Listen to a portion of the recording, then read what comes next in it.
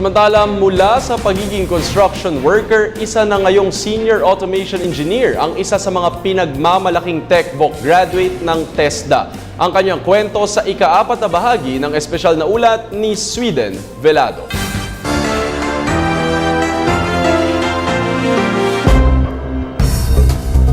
Basta tatak TESDA, tatak world class. Ito na ngayon ang bagong imahe na naglalarawan sa mga technical vocational course at manggagawang Pilipino na produkto ng technical education. Bilang patunay na umaangat na ang antas ng TechVoc at nabubuwag na ang maling kaisipan na TESDA lang, pinatotohanan ng mga nagwagi sa kauna-unahang tatak TESDA video making contest na sa tulong ng TechVoc course, may choice sa maraming trabaho at oportunidad at may pag-asang guminhawa ang buhay. Tampok ngayong araw ang espesyal na kwento ng tagumpay ng dating construction worker na si Ryan Cordova na ngayon ay isa ng senior engineer sa Saudi. Bata pa lang si Ryan ay mulat na siya sa hirap ng buhay. Para matulungan ang pamilya at maipagpatuloy ang edukasyon sa high school, pinagsasabay niya ang pag-aaral at pagtatrabaho bilang construction worker.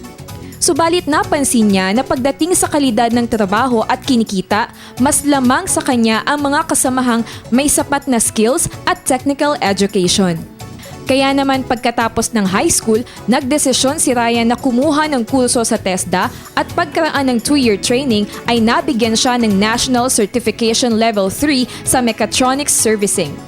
Agad na nakahanap ng trabaho si Ryan dahil na-absorb siya sa kumpanya kung saan siya nag-OJT at makalipas ang 2 taon, na-promote siya bilang Production Chief Supervisor.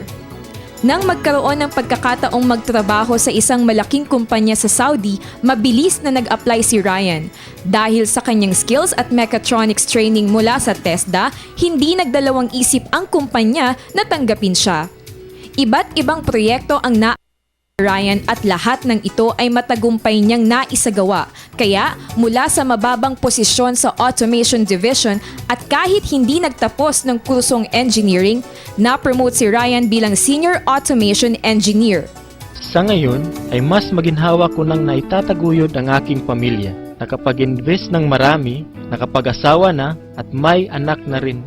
Malaki ang pagpapasalamat ko una sa Panginoon, sa very supportive family ko at sa tulong ng TESDA sa pagpapaunlad ng buhay. Ako po si Ryan Cordova, tatak TESDA. Sa huling bahagi ng aming special report, alamin kung paano nabago ng pagkuha ng TechVoc ang buhay ng dating jeepney driver na ngayon ay isa ng escalation supervisor sa isang business process outsourcing company. Para sa Telebisyon ng Bayan, ako si Sweden Velado.